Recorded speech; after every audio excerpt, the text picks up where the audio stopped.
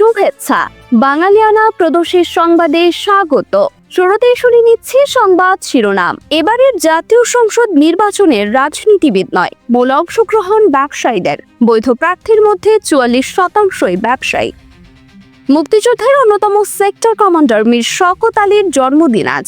বাংলার এই বীরকে নিয়ে বাঙালিয়ানার একটি বিশেষ প্রতিবেদন দেখতে ক্লিক করুন আই বাটনে। এবারে অন্যান্য সংবাদের সঙ্গে বিস্তারিত। ক্যারিয়ার রাজনীতিকদের অনেকটা কোণঠাসা করে জাতীয় সংসদে ব্যবসায়ীদের উপস্থিতি কিছুদিন ধরেই বেড়ে চলেছে। একাধিক চরম বিতর্কিত ভোটের পর হতে যাওয়া বহুল প্রতীক্ষিত ত্রয়োদশ জাতীয় সংসদ নির্বাচনের পরও এই চিত্র বহাল থাকতে পারে, কারণ এবারের প্রার্থী তালিকায়ও পেশাজীবীদের মধ্যে ব্যবসায়ীদের জয়জয়কার। যাচাই বাছাইয়ে বৈধ হওয়া প্রার্থীদের 44% বেশি ব্যবসায়ী। ব্যবসায়ীদের পর পেশাজীবীদের মধ্যে বেশি প্রার্থী হওয়ার তালিকায় রয়েছেন শিক্ষকেরাও। এর বাইরে আছেন আইনজীবী, কৃষিজীবী, চিকিৎসক, সাবেক সরকারি কর্মচারী ও পরামর্শক। 4 জানুয়ারি পর্যন্ত বৈধ ঘোষিত হওয়া প্রার্থীদের হলফনামা পর্যবেক্ষণ করে দেখা যায় এই চিত্র। এর মধ্যে ব্যবসায়ী রয়েছেন 814 জন, অর্থাৎ বৈধ ঘোষিত প্রার্থীদের প্রায় অর্ধেক। এবার এই ব্যবসায়ী প্রার্থীদের সবচেয়ে বেশি 194 জনই বিএনপির, অর্থাৎ প্রায় 1/4। বিএনপির পর সর্বোচ্চ ব্যবসায়ী প্রার্থী রয়েছেন ইসলামী আন্দোলনের 96 জন। এরপর জাতীয় পার্টির 89, জামায়াতের 77, গণ অধিকার পরিষদের 42, খেলাফত মজলিসের 26, এনসিপির 16, এবি পার্টির 8 ও খেলাফত আন্দোলনের 3 জন ব্যবসায়ী প্রার্থী রয়েছেন।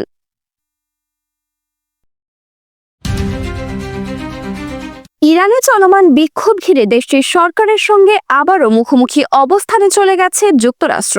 বিক্ষোভ দমনে ইরান সহিংস পদ্ধতি ব্যবহার করলে সামরিক হামলার মাধ্যমে সেটির জবাব দেওয়া হবে বলে একাধিকবার হুঁশিয়ার করেছেন মার্কিন প্রেসিডেন্ট ট্রাম্প।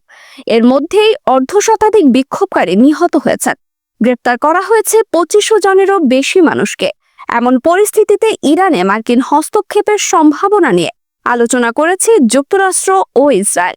10 জানুয়ারি শনিবার ইসরায়েলের প্রধানমন্ত্রী বেনিয়ামিন নেতানিয়াহু এবং মার্কিন পররাষ্ট্রমন্ত্রী মার্কো রুবিওর মধ্যে ফোনে বিষয়টি নিয়ে কথা হয়েছে বলে এক খবরে জানিয়েছে বার্তা সংস্থা রয়টার্স। অন্যদিকে যুক্তরাষ্ট্রের হুমকির কড়া সমালোচনা করেছে ইরান।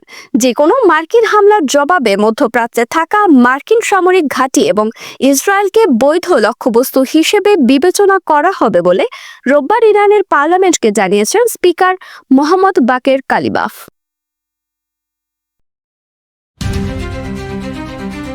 ত্রয়োদশ জাতীয় সংসদ নির্বাচনে ভোট গ্রহণ করা হবে আগামী 12 ফেব্রুয়ারি। একই দিনে জুলাই জাতীয় সনদ বাস্তবায়নে গণভোট হবে। এরকম অবস্থায় সরকার হ্যাঁ ভোটের পক্ষে প্রচারণা চালাচ্ছে। অনেকেই প্রশ্ন তুলছেন, সরকার যেখানে গণভোটের আয়োজক সেখানে তারা একটি পক্ষ নিয়ে প্রচারণা চালাতে পারে কিনা।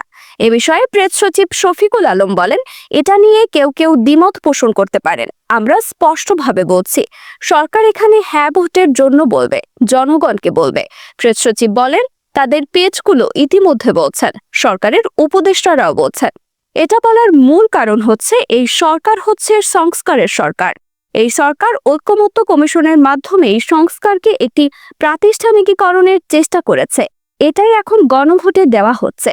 প্রেস সচিব বলেন, আমরা জনগণকে বলছি, আপনারা যদি আর অপশাসন না চান, আপনারা যদি স্বৈরাচারকে আর ফেরত না চান, অবশ্যই তাহলে আপনারা হ্যাঁ ভোট দিবেন। এখন জনগণ সিদ্ধান্ত নেবে, কিন্তু আমাদের যা দায়িত্ব আমরা সেটাই করছি। মিয়ানমারের রাখাইন রাজ্যে চলমান সশস্ত্র সংঘর্ষের প্রভাবে বাংলাদেশ সীমান্তে উত্তেজনা ছড়িয়ে পড়েছে। কক্সবাজারের টেকনাফ উপজেলার হোয়াইকং সীমান্ত এলাকায় মিয়ানমার থেকে ছোড়া গুলিতে এক বাংলাদেশি শিশু গুলিবদ্ধ হয়েছেন। একই সময়ে প্রাণ বাঁচাতে বাংলাদেশে অনুপ্রবেশের দায়ে মিয়ানমারের সশস্ত্র গোষ্ঠীর 53 সদস্যকে আটক করেছে বর্ডার গার্ড বাংলাদেশ। 11 জানুয়ারি সকাল থেকে হোয়াইকং সীমান্ত দিয়ে অনুপ্রবেশের সময় রোহিঙ্গা সশস্ত্র গোষ্ঠীর এসব সদস্যকে আটক করা হয়। বিজিবি জানায়, এই ঘটনায় সশস্ত্র গোষ্ঠীর 53 সদস্যের পাশাপাশি এক বাংলাদেশিকেও আটক করা হয়েছে। পরে তাদের টেকনাফ মডেল থানায় হস্তান্তর করা হয়। মিয়ানমার থেকে ছোড়া গুলিতে এক বাংলাদেশি শিশু সহ কয়েকজন আহত হয়েছেন। 11 জানুয়ারি রোববার সকালে কক্সবাজারের টেকনাফের হোয়াইকম ইউনিয়নের তচ্ছিব্রিজ সীমান্ত এলাকায় এই ঘটনা ঘটে। হোয়াইকম পুলিশ ফাঁড়ির ইনচার্জ উপপরিদর্শক খোকন চন্দ্র রুদ্র এই তথ্য নিশ্চিত করেছেন। গুরুতর আহত শিশু আফনান এক এলাকায় জসিমউদ্দিনের মেয়ে।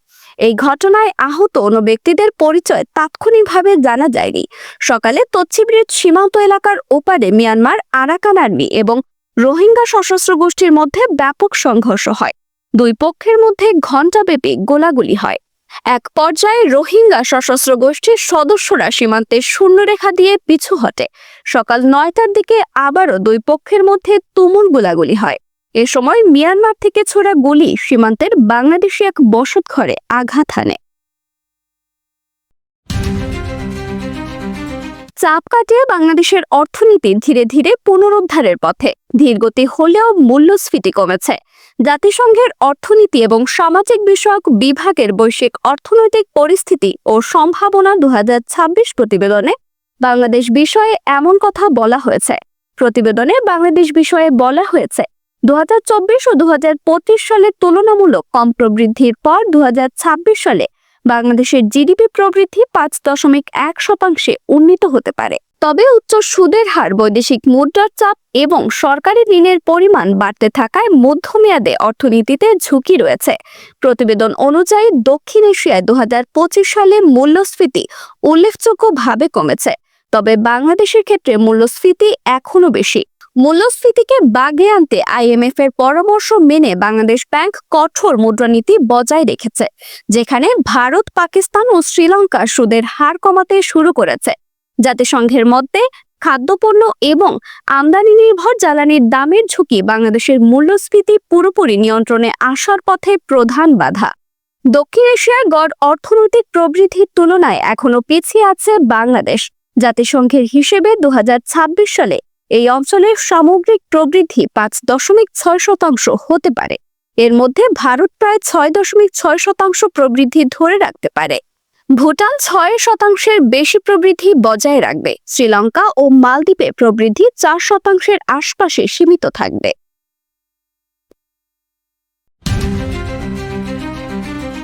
যুক্তরাষ্ট্রের মিনিয়াপলিসে অভিবাসন কর্মকর্তার গুলিতে এক নারী নিহতের ঘটনায় শহরটিতে ব্যাপক বিক্ষোভ শুরু হয়েছে।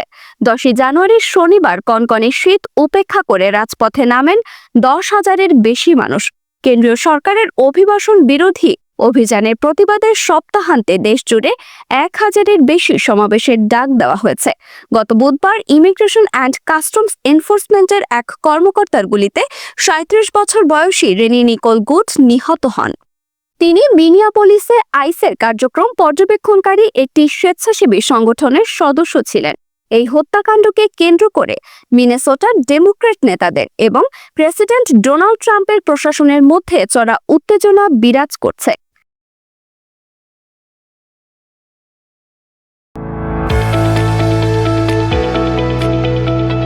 এবারে শুনে নিচ্ছি বাঙালিয়ানা বাণিজ্য সংবাদ। ওপেকভুক্ত দেশগুলোয় ডিসেম্বরে অপরিশোধিত জ্বালানি তেল উত্তোলন কমেছে। ইরান ও ভেনেজুয়েলা থেকে সরবরাহ হ্রাস উত্তোলন কমার পেছনে ভূমিকা রেখেছে বলে জানিয়েছে খাত সংশ্লিষ্টরা। বার্তা সংস্থা রয়টার্সের জরিপ অনুযায়ী গত ডিসেম্বরে ওপেকভুক্ত দেশগুলো দৈনিক গড়ে 2,84,00,000 ব্যারেল জ্বালানি তেল উত্তোলন করেছে। এটি নভেম্বরের তুলনায় দৈনিক গড়ে প্রায় 1,00,000 ব্যারেল কমেছে। উত্তোলন হ্রাসের ক্ষেত্রে সবচেয়ে বড় ভূমিকা রেখেছে ইরান।